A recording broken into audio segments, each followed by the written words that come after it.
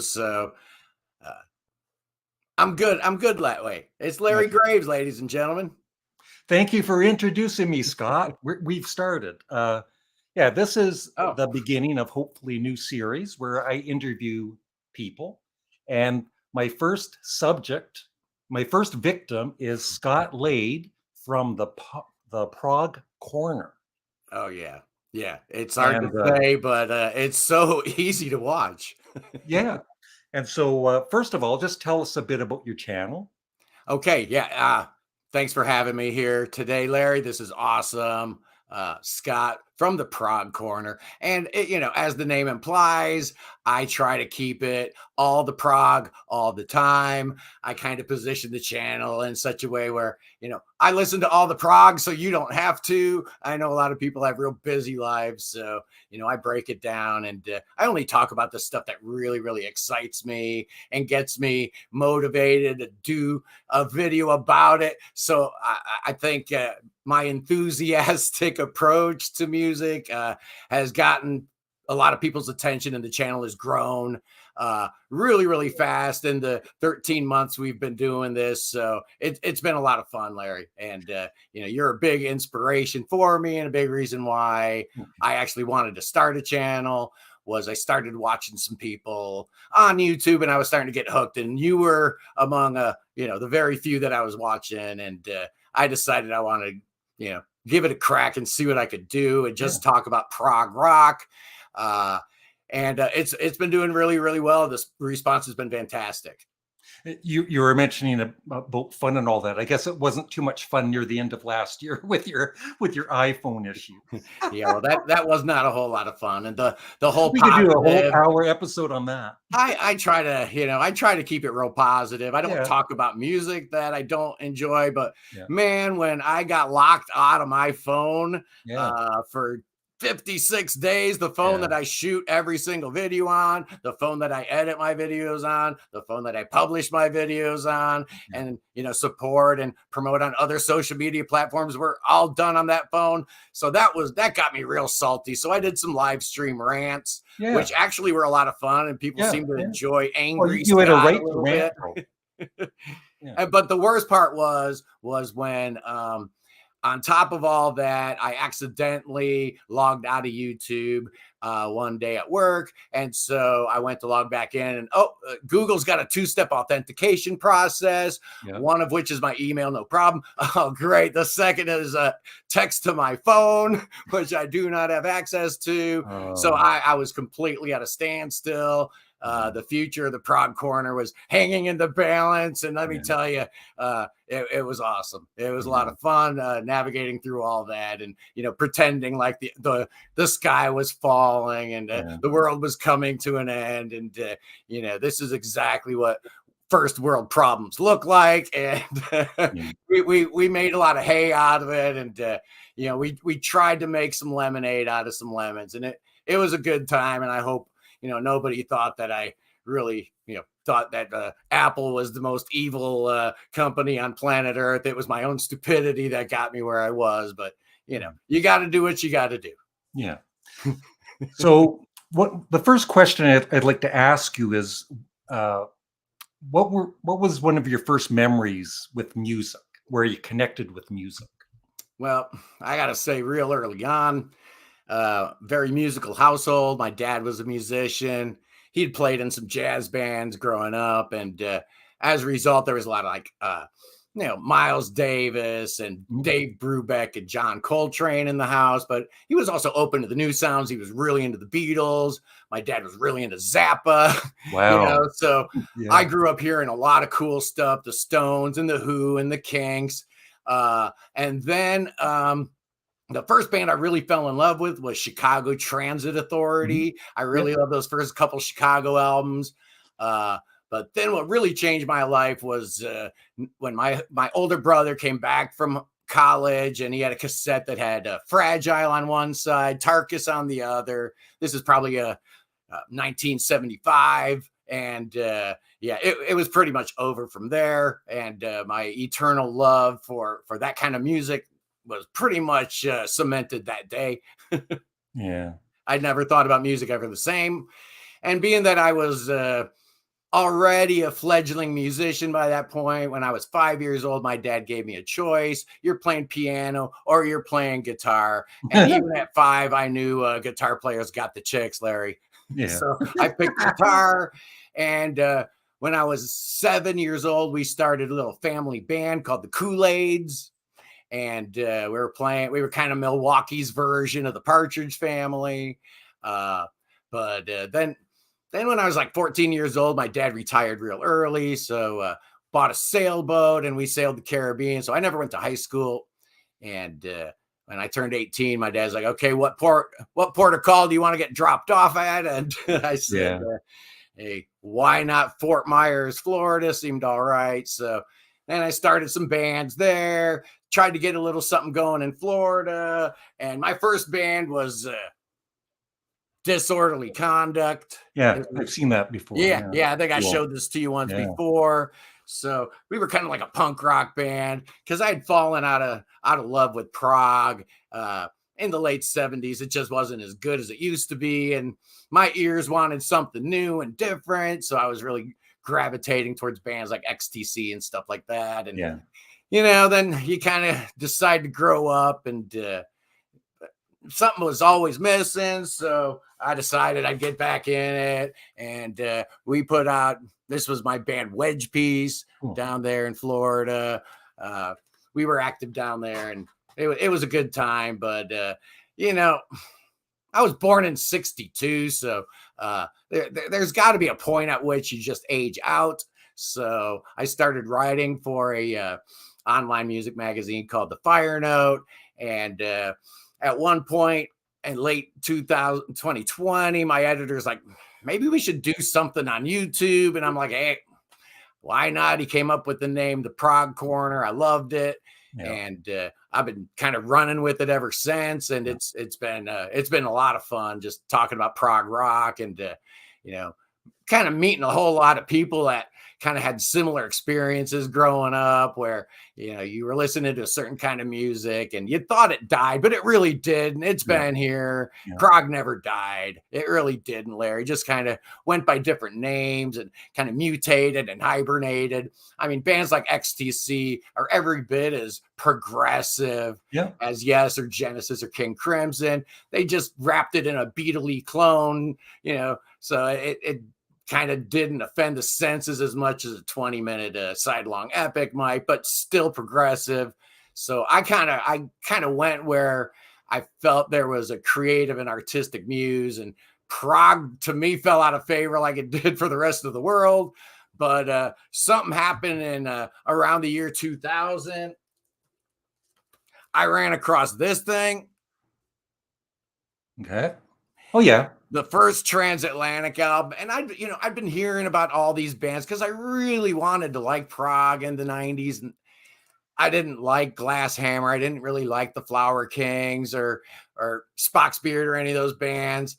But then that Transatlantic, which kind of took, a member from each band, and just something clicked in my mind. And ever since, I've been in love with all of it, all the modern prog. And, I've since gone back and realized the error of my ways with, the aforementioned bands like Spock's Beard and the Flower Kings, whom I absolutely adore, and Dream Theater and all the bands that kind of created this third wave of prog. And then, like I said, I was watching on the internet people like you and thinking, what if somebody just, if he can do it, I can do it. That's what you thought, right? I thought, no, I didn't think that at all, Larry. I thought if he could do it, I could do it better. Come on now, let's be honest. I wasn't, no, really, I had no expectations, but I really did. I didn't see me exactly. I'd seen there was some people like Neve the Prog Nerd over in the UK, this young girl. And then you had people like Notes Reviews over on their channel. And then Nathan. But I wasn't seeing some old boomer like me talking about prog and, actually getting worked up and excited and enthusiastic about it. And, and I think that's as the golden ticket. You tune into the Prog Corner. Like you said, you're going to need an aspirin or a Tylenol. Advisedly You beforehand, made but my top 10 definitely YouTube afterwards. You're rankers gonna list. need it. And God forbid anybody that tries to interview me, they'll never get a word in edgewise. It's Well, obvious. what I love about this Apologize. I know you interview, have some Scott, questions. I've got like 12 questions here, and I'm only on the first one, and you're doing a great job. And there you go. Self-promotion. Yeah. One thing I like, besides your enthusiasm, like I think that helps your channel, but the So. name, that is Yeah. such a great name. Yeah, it really was. What you do. Yeah. I looked into it. He threw a couple suggestions my way, and that was one of them. So I kind of looked around the internet to see, okay, somebody's got it globbed onto this moniker, before I had. And apparently there were a couple of French dudes like about 8 or 9 years ago that had a Facebook page called Prog Corner. Right. They were active for about 6 months and then never did anything again. So I'm like, you know what? I'm taking it. I'm putting the Prog Corner, so it's not exactly the same. In case they ever came out of hibernation, don't come after me, man. You snooze, you lose. I took it over. It's mine now. And but the name I think really really helps me out a lot. As far as just people coming on board, they know what they're going to expect. I'm not going to talk about what my cat had for breakfast. I'm not going to be talking about the new death metal album. I may slip into a Taylor Swiftism occasionally, but 99.9% of what we talk about is going to be nothing but the prog. And I think that's refreshing for a lot of people, who get confused when they subscribe to a channel and they never know what they're going to get from day to day. They know exactly what they're getting from me, Larry. Yeah. Oh, yeah. So what would be the first artist or band that you just went completely, what would it be, Chicago, that you went completely crazy over? Or I don't know, because I think because there was so much jazz in their sound that my dad was really digging them too.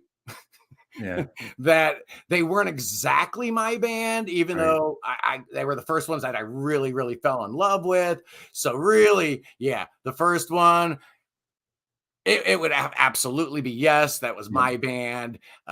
When my brother came home with that cassette tape, I'd never heard anything like it, but I'd been playing classical guitar. So the little Steve Howe classical intro and roundabout just got the little kid brain going. And from there, it was all over. Yes was my band from that point forward. I took a little vacation after Tormato, but they've been my favorite band pretty much since that day. And I think everything else kind of sprung from there. Pink Floyd, Jethro Tull came real shortly after that. And then one day I was in the record store and I saw Genesis live. Record from 1973, where all these cats are sitting down in the dark and only one dude standing up with a spotlight on him, and he's got this freaking mask on. Genesis live. I had to buy it. It was a budget price, like $3.99 or something. Best $4 I ever spent in my life. One of my favorite live albums ever. That album changed my whole life, man. I was like, okay, there's so much more out there than just Yes and Pink Floyd. There's a whole world of greatness to explore. And Peter Gabriel and those cats. That was the first band that kind of gave me that kind of mind explosion effect. And from then on, I've just been on a journey to find my next new favorite band.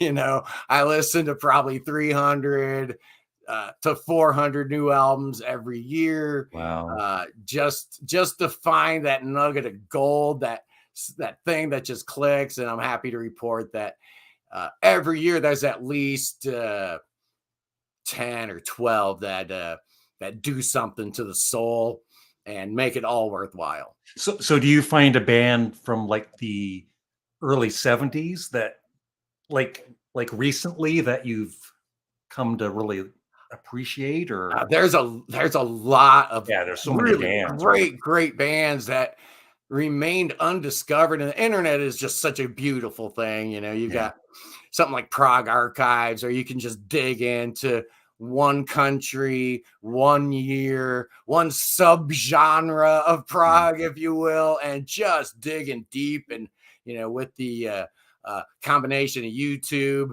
a lot of this stuff is available on different formats you can listen to and read about this stuff at just in a mouse click away, get all this incredible stuff. So yeah, I've discovered so many great, cool bands I never knew about. Bands like Beggars Opera, that I never knew even existed. Caterpillar, Birth Control. I was going to mention them. Yeah. I had never heard of these bands growing up. And I'd only had like fleeting awarenesses of bands like Vandergraaf Generator growing up. In America, they didn't move the needle, Yeah. Camel. I knew them because they were the band that had the cigarette pack on the album cover. I didn't know their music. Yeah. But the internet has been such a great thing for prog to spread the word so that people can go back and listen to all of that great stuff that was around back then. And not everybody's got ADHD and has a short attention span. I look at a lot of these reaction channels, and some of these people reacting to Close to the Edge, they're getting tens of thousands of views, man. People are into it still. They're into it again. The prog rock never died, but it just went through a little rough patch there for sure. But prog rock seems to be really thriving on the internet. You got people with channels called Classic Album Reviews, and their entire channel is based on prog rock. So it's where we're moving the needle. People are talking about prog on YouTube. People are really reacting and responding well. So I'm just loving it. I'm fitting right in here, I think. Do you know the reaction channel Just JP? Yeah, he's awesome. Yeah, he just listened to sides 1 and 2 of Nectar's Remember the Future, and he loved it, right? Awesome. And he would say, and he was kind of saying, why wasn't this band more popular? Although that album actually did really well in the States. It did. There were I've become a fan of them. I remember the Future, and then I kind of forgot about it. But exactly. Recently, I've been digging a lot of their albums. I think that was the only record by them that really did a whole lot in the U.S. market, but it did amazingly well. I think it hit number 16 on the Billboard chart in the U.S., and I was a victim of its fantastic album cover too. That was one of those records that I had never heard not a single note of them. I had never even heard of them, but I saw that artwork. I flipped it around. I saw it was one song on both sides, a part 1 and a part 2. Sold, baby. I got that thing home. I can still remember vividly, man, coming home from the record store with Remember the Future, putting the headphones on so you don't get mom and dad all upset, and not being disappointed one little bit. Just so great. But you're right. They never had great support from the label. So as a result, I kind of forgot all about them too for a while. Yeah. But going back, filling in the gaps, A Tab in the Ocean, Recycled, just some amazing records there that I did not hear in the 70s. So that's kind of the fun of going back too, is maybe you might have heard a Gentle Giant album when when you were a kid, whatever, but did you hear all of them? Probably not, so the internet makes all of that possible to people on a fixed income or whatnot. Because, when you were a little kid, man, you saved up for a long, long time to buy that piece of vinyl, It's a big deal. And I know people, right, like musicians, they knock something like, the streaming services, but because of Spotify, one day I started checking out Paul Weller. I knew of him. I never really listened to his music. And I started going through his album. It's like, oh my God, I love this. Then I go to another, oh my God, I love it. So I'm now a big fan. I bought 5 of his CDs. And that would not have happened. His whole discography. That would not have happened had it not been the power of, Spotify or, whatever platform you went on. I love that, and that enables people to do that deep dive. We love binging. We get on Netflix and we find one show, and we're dug in for a Yeah. whole long weekend watching one show, binging every episode. I'm the same way with music. I want to Yeah. know everything. When I find an artist that I'm really, really into, I'm so glad it's him for you, because the jam means a whole lot to me, Yeah. man. I want to get into them too. Yeah. I love that band so Yeah. much. Yeah. Oh yeah, yeah. One of my favorite bands from that era. I mentioned XTC, but Talking Heads were a Yeah. real, real big band for me at that time. Late '70s, early '80s. The Jam, absolutely. Mhm. All Mod Cons, Yeah. Setting Suns. Oh, don't get me started, man. Some fantastic records, among the best songwriters ever, Yeah. probably. And you throw Style Council in there, Yeah. and then his solo stuff. Yeah, Yep. he's to me, he's right up there with the Andy Yeah, Partridge of I never XTC. knew what a great songwriter he is, Yeah, or even a great singer, right? Like, yeah, he is. He is. and I love He's he got a does different different style. genres. Yeah, Yeah, yeah. but I'm old school. I think Joe Strummer had a great singing voice. I So what love do I Joe know? Strummer. Yep. What is one band that you really, really loved and you've just totally given up on? Is there a band? Yeah, yeah. Well, I'm the eternal optimist, but it's hard really to imagine that Yes would ever put out another good album, and I love that more than anything on this planet. But yeah, it's just I wouldn't say I've given up on them, but my expectation level has been Yeah, you know brought down so low that just yeah. about anything would be good. But yeah, I can't really think of anybody outside of my beloved Yes that I've Yeah. kind of just Yeah, given I up on. gave up on them after Magnification. It's like Yeah, yeah. I'm I mean, out. Fly From Here had a couple nice moments. Yeah, It was a nice suite. yeah, It sounded like a really good Asia album, yeah, and yeah, and I don't think that's quite good enough for yeah. Yes. You know. And not that I'm trying to be negative here, but I'm interested. What's one album that you were really looking forward to, and it was like the biggest disappointment for you? Of all time or Yeah, of all recent? time. Oh, I've had a couple, but if I had to narrow it down to just one record, and just how disappointed Which Yes album is it? and creepy it made me feel. No, there's a special place in my heart for Tormato, but Love Beach was the one. It Yeah, was Love love. Beach. Uh, you know, As soon as you saw the album cover, you said this isn't going You to go knew, well. yeah. I mean, there was no hope as soon as you saw that thing. So there was absolutely no false advertising. It was absolutely as bad as the album cover art would have suggested. But Yeah, I suffered through Works Volume 1, and there were some good bits on there. And then Works Volume 2, you knew was just an odds and sods, just a bits and bobs kind of, leftovers record. So here we had the first album of fresh, brand new material from all three of them. yeah, And they're dressed up on a beach like the Bee Gees with the unbuttoned shirts and the chest hair and the gold chains. Oh, no, no, no, no. yeah, Yeah. Yeah, that was probably the biggest disappointment of my yeah, lifetime.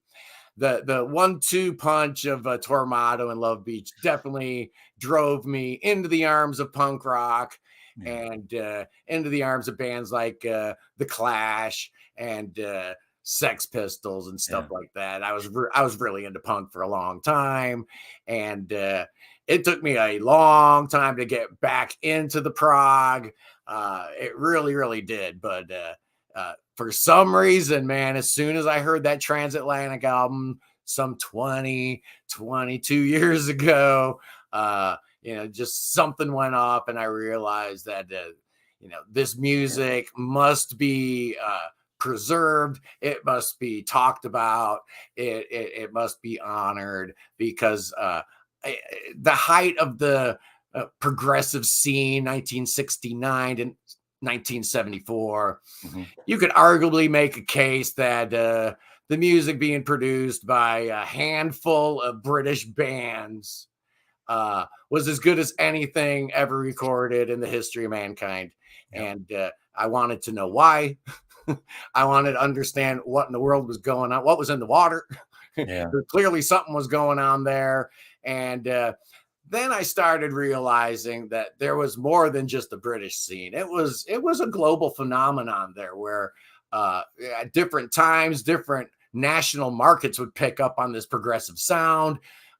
Genesis and Van der Graaf Generator visited Italy. So all of a sudden, some of the Italian pop stars started doing prog records, and just Yeah. prog was infecting everybody, Yeah. man. Jesus Christ Superstar is a prog album.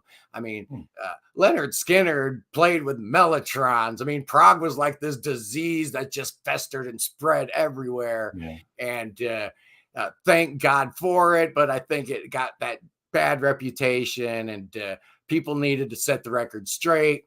That yeah, it's just incredible. So what I've been really excited about is doing a deep dive into Italian prog, French prog, getting into some of these other countries where they didn't have a Yes or a Genesis or a Pink Floyd sell millions and millions of copies, but they had regional and national champions that did quite well.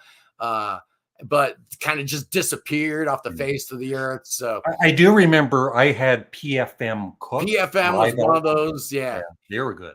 they were one of the exceptions, Yeah. because Greg Lake,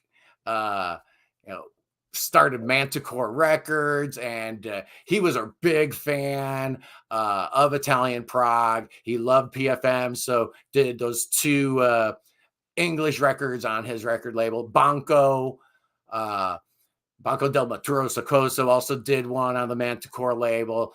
And what was cool was that they actually took PFM on the road with them. So PFM was playing a whole lot of gigs in front of, American college students opening for ELP. And it just didn't connect.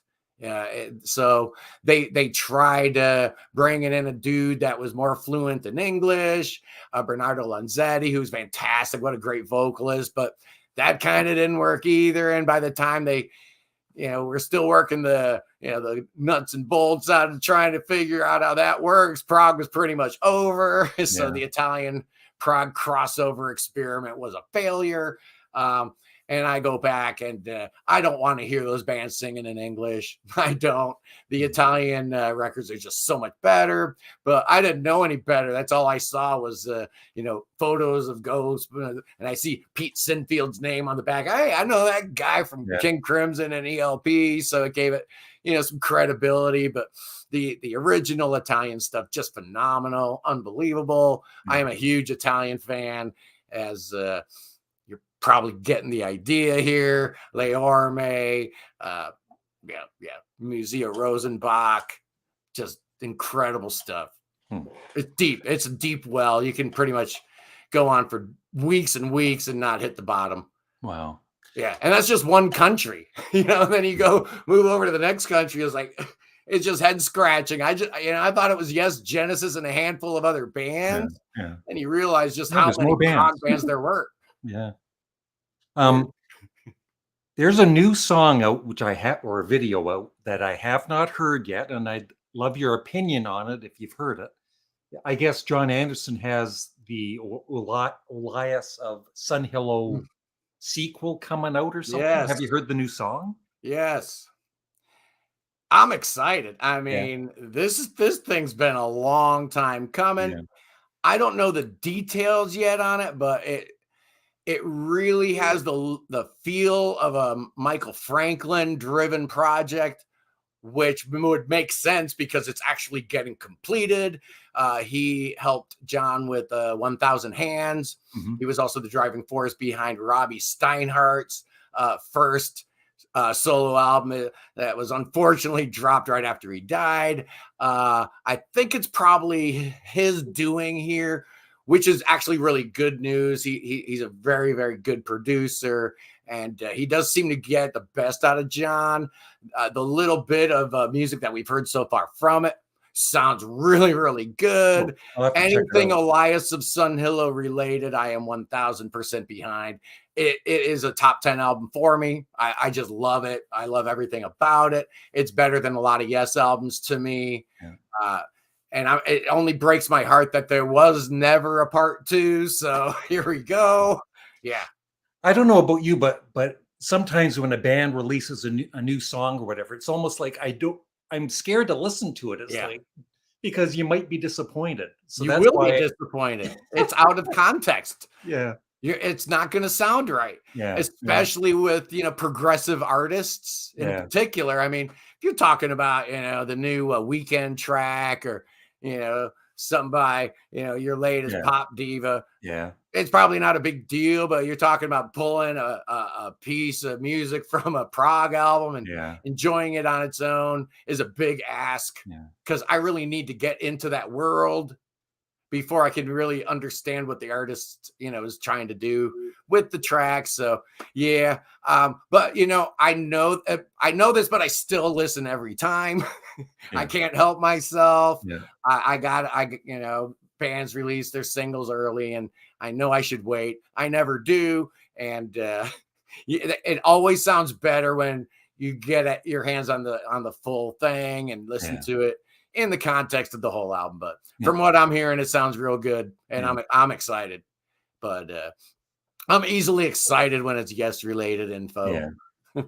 Um, I'm doing a CD exchange with Rich Strickler and Glenn Kellaway and all Yeah. that. And the last album I had was Godspeed You Black Emperor. I think you know that album, right? Which one? It's the flat, sharp. It's the weird name, Oh but yeah, I yeah. love it. I'm Their gonna first be buying it. Like, it took a album. few Yeah. listens, right? Yeah. I'm a big Godspeed fan. Yeah, That record's amazing. Their second album's amazing. The Moya EP that came out right around that same time. But even some of their more recent stuff, I just love them. yeah, I I like the really do. post rock. To me, it just sounds like Prog to me. Yeah, yeah, Whether it's Explosions in the Sky or Mogwai or Godspeed You Black Emperor, to me, that's progressive rock. Maybe it's yeah, not capital P Prog, because you don't have, guys running around with sequined capes, with playing Moog yeah, solos and whatnot. But it's Prog to me, man. And I love it. yeah. Big fan of those guys. So, what are some? Yeah, what are the latest artists in the last year or so that you've become a fan of? Yeah, that's the thing. I try so hard to listen to so many records, that every year I go in with this list of expectations, like records that I'm kind of sort of predicting will be in my top 3 or top 5 or whatever. And every year it's different. That I Yeah, never anticipate what I get. There's always some dark horse that creeps up at you at the last minute and it blows your mind. Last year, the artist that I probably fell in love with the hardest and the quickest was the occupant of my number 1 spot on the album of the year chart. And that's the Australian artist, Ben Craven. I'd been aware of his music. I'd heard some of his music, but none of it really grabbed me until this new album. And it just was like, wow, oh my God. I gotta listen to this so is record he over and prog rock? over. The album's called Monsters from the Id. And the guy's name is Ben Craven. Just incredible. He plays everything, all the instruments. He does all the vocals.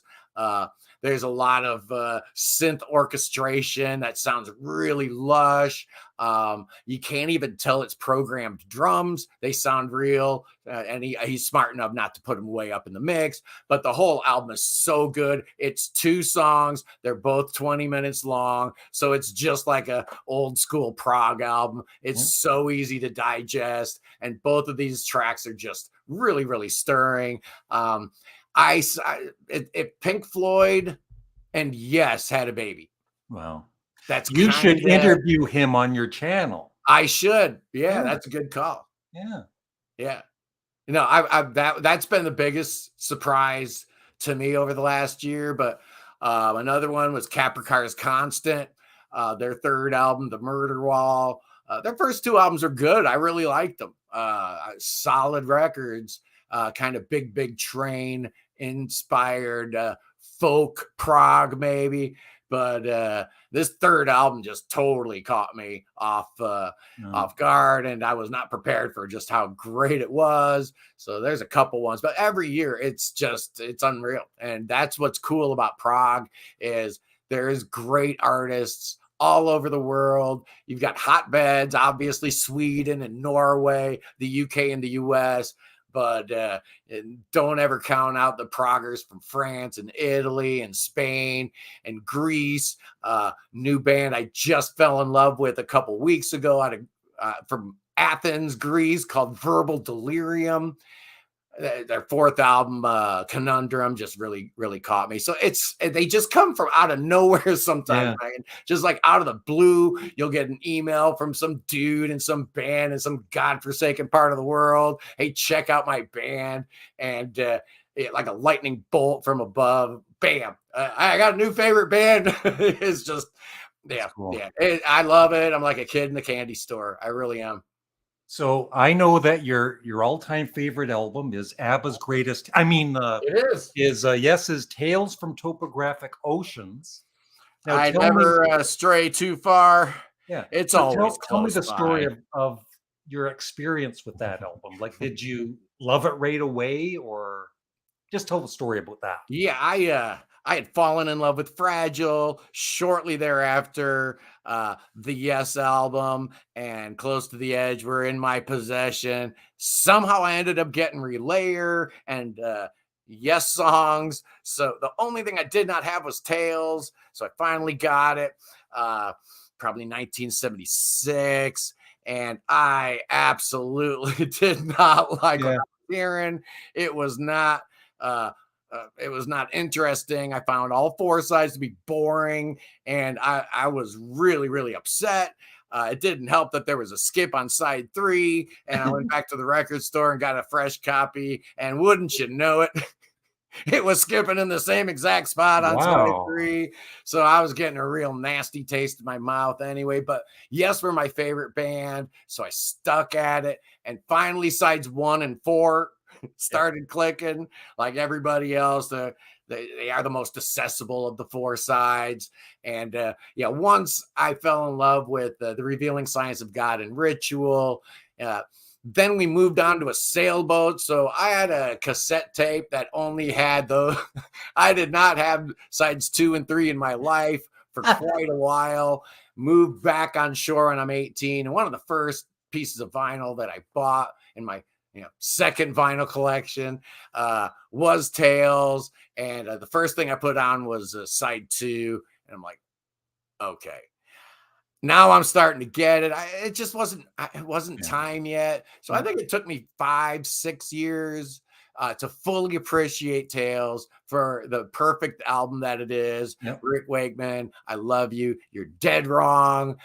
Some of the best playing of your entire careers on this record, yet you still dog it to this day. You're dead wrong. There's no filler when you're talking about, a piece of art. Mona Lisa is a piece of art, but there's still a background. Is that filler? No, it's part of the entire painting. I'm sorry, Rick, still to this day doesn't get it.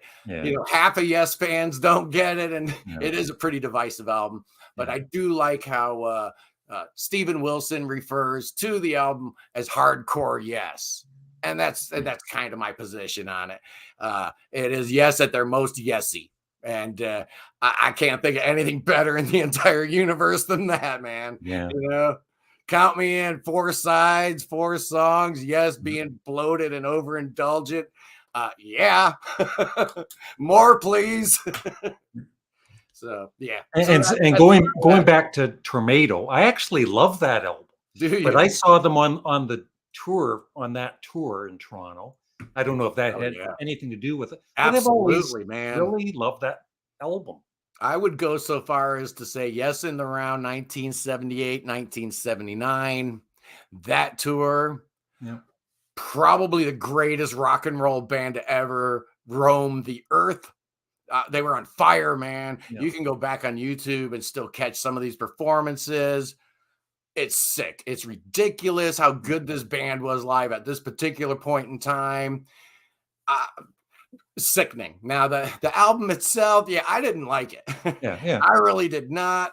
Um, uh, Years have passed, in my view, has definitely softened. It's actually a pretty good record. Just Mhm. these ears weren't ready for it. I was like Yeah. 15, 16 years old when it came out. And, I wanted Tales and I wanted Relayer. I didn't want Don't Kill the Whale and Circus of Heaven. But That Circus of Heaven, right? I know that gets really bashed by almost everybody, but I yeah, think it's a sweet song. it actually And isn't nearly as bad as I thought. But now, no, when I'm 15 years old and I'm hearing, them singing about some circus, and then this little kid comes on, I'm like, oh, we couldn't be any further away from the gates of delirium if we tried, man. What is going on here?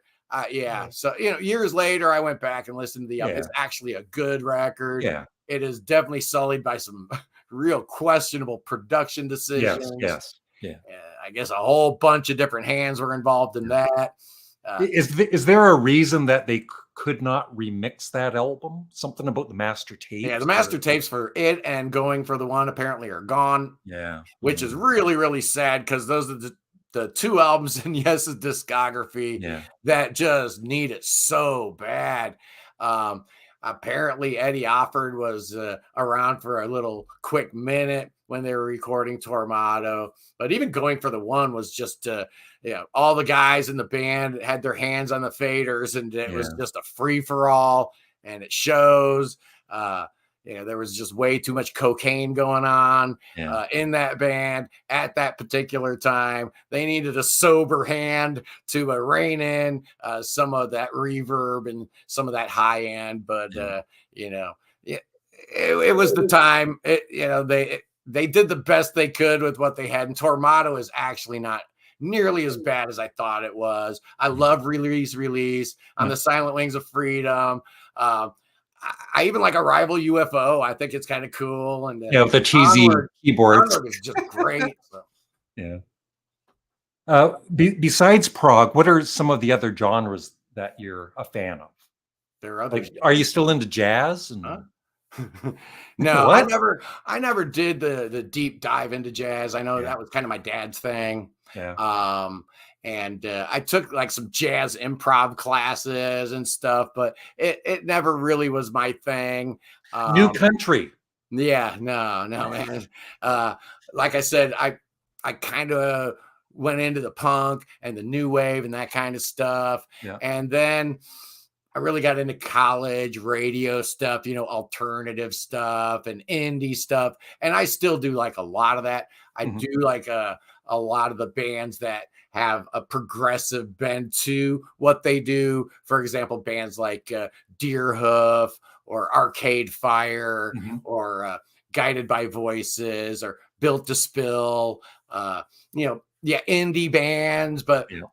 they were listening to all the right records when they were growing up, and it shows. So I do like bands like that, Tragically Hip, Broken Social Scene, for you Canadians out there, Metric, Stars, that whole arts and crafts scene. I like a lot of that stuff. So I do like a lot of the progressive indie stuff, I guess. But honestly, dude, Larry, man, about 95% of what I'm listening to nowadays is prog. And, maybe that's a problem, but I do feel like, I don't want to, give off the wrong impression. The name of the channel is the Prog Corner. So Yeah. my viewers deserve a host that's at least got a little bit of knowledge about the genre he's talking about. So I do dedicate a whole bunch of time listening to new bands and new artists, as well as, diving deep into the past and trying to, find all those old archival things that I'd never heard before. And there's plenty of it. Like I said, growing up in the US, we never heard any of this stuff, man. If it wasn't on the radio, you didn't know about it. So Yeah.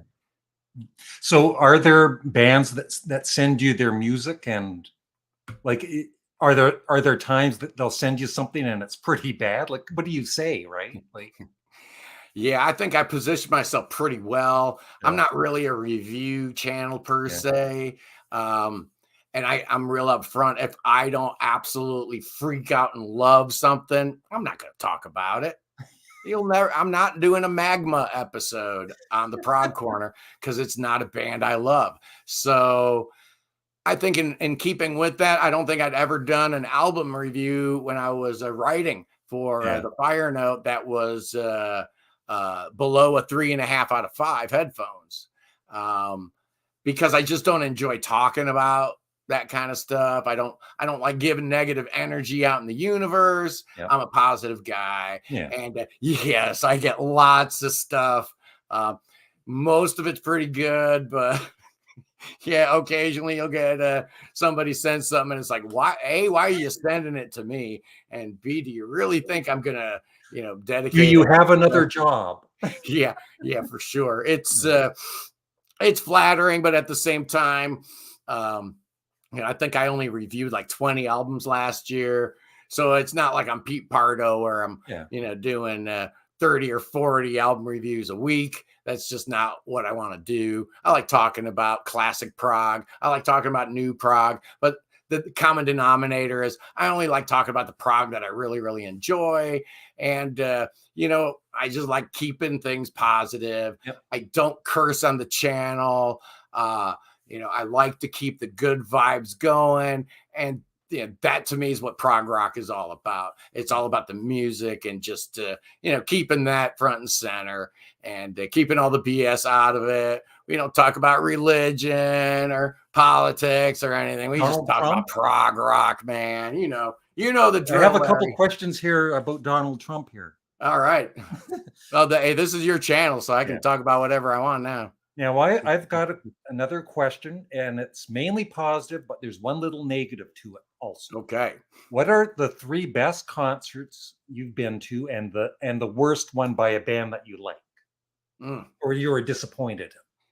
Yeah. Well, I would say probably the best concert I ever went to was 1977, Emerson, Lake and Palmer, Works Volume 1 tour. We had the 60-piece orchestra. We had the Wow. 30-voice choir.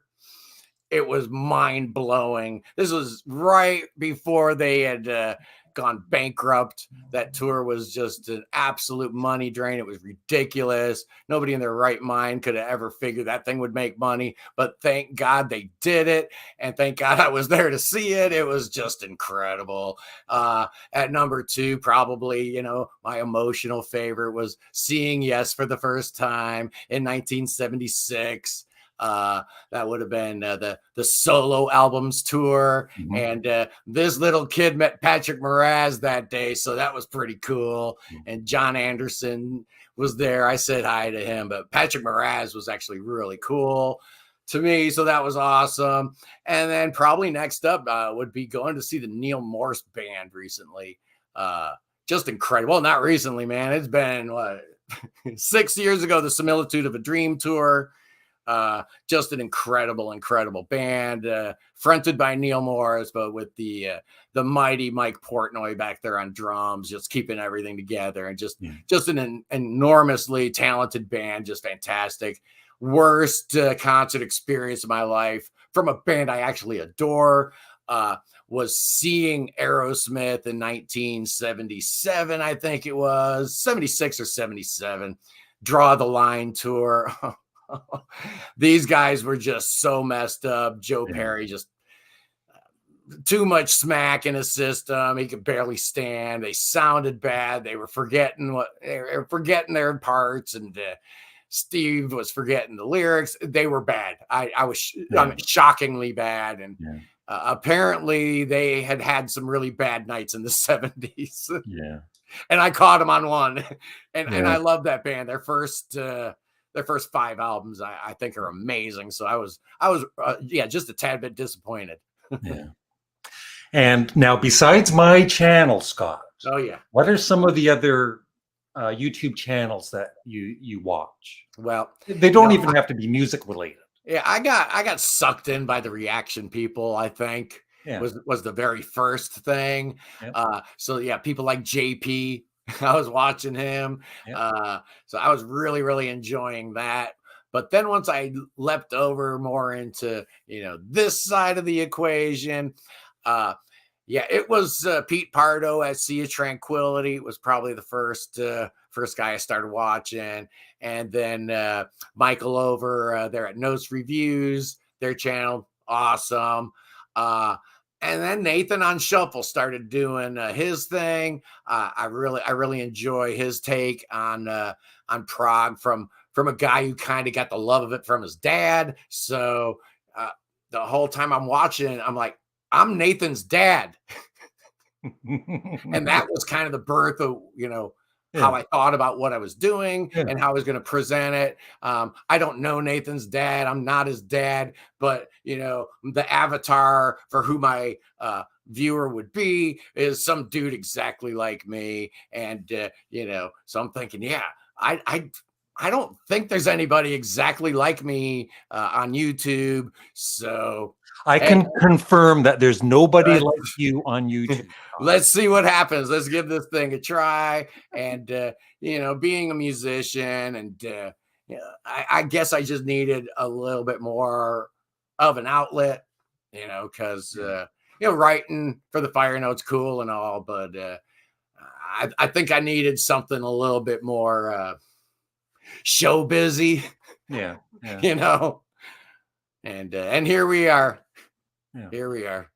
Another question about YouTube. I think it happens to everybody. You work on a video, you think, oh, this is going to do well, and Oh yeah. it doesn't get the views you're hoping. Oh So, yeah. so what are your thoughts on you work on a video and it just doesn't get the views you were expecting? Does it kind of get you down, or? Yeah, I've gotten to the point now where I kind of have my content siloed off a little bit. Where if I'm doing some evergreen content like the greatest guitar solo of all time, Yeah. that's gonna hit a little bit harder than album review some band you ain't never heard of before. Yeah. Yeah. So once I learned how to kind of silo off my expectations on the different kind of content, I could give myself permission to do a video that I know wasn't going to set the world on fire because I thought it was important and I thought it was on brand.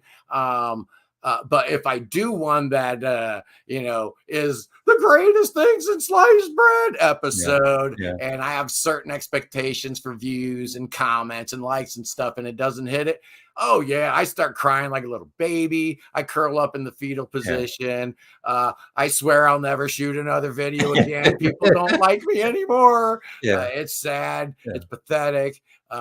As you know, it kind of takes over who you are a little bit. So you gotta sprinkle some reality dust on that thing, and just do what you do and have some fun with it. Yeah. And That's it, honestly, right? Larry, that whole fighting with Apple and then with Google about all that nonsense, I think was the best thing that ever happened, because it did really take the wind out of my sails. And I think I needed that a little bit just to realize, this is supposed to be fun. Yeah. Don't take any of this too personal. Yeah. Nobody's getting rich doing this. Yeah. If you're not enjoying it, A, you probably shouldn't be doing it. It's bad for your mental health. And B, your audience is going to pick up on that real fast. People watching these videos, they can identify the genuine article real fast, and somebody who's just putting up a front and putting up an act. I think my audience knows that this guy that just can't keep his mouth shut is pretty much who I am. Yeah. So they stay with me, and we're just not the show busy kind of people. That's right. That's what happens. Hey man, the Kool-Aids played the Wisconsin State Fair when I was 7 years old, and there were like 80,000 people there, right? So you could honestly say my life has been all downhill since I was 7, my friend. Yeah. And just one more thing about kind of negativity. How do you, I don't know if you get bad comments or rude comments, whatever, trolls. How do you handle those? Or do you? I don't get many. Yeah. I'm not as big as you, but I did kind of make a slight pivot. I don't know if anyone noticed from the way I used to present. Sleepy Scott, if you go back to my video catalog and watch the Yeah. first few videos, I didn't know what I was doing.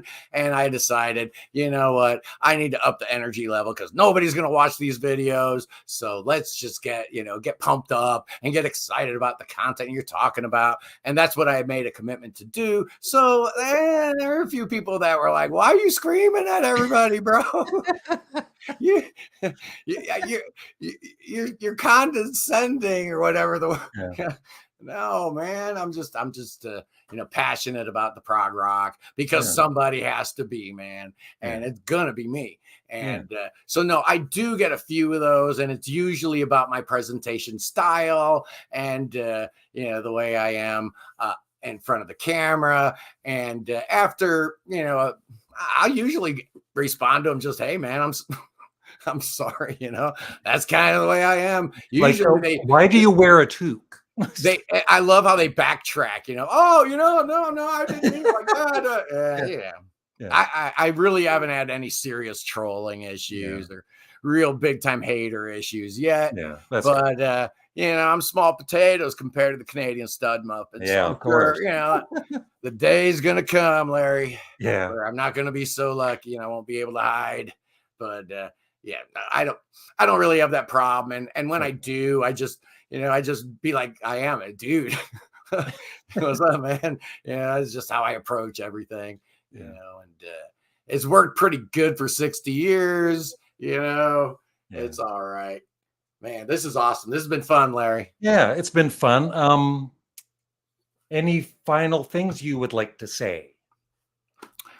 Well, I do want to thank you because I know very, very early on when I was learning how to be in front of the camera and I was learning this whole YouTube thing, you enabled me to come on board because you were doing a fairly regular thing with your friends, and you had, your Glenn Halloways and your Robert on my turntable and your Sam St. John. So I felt very, very welcomed.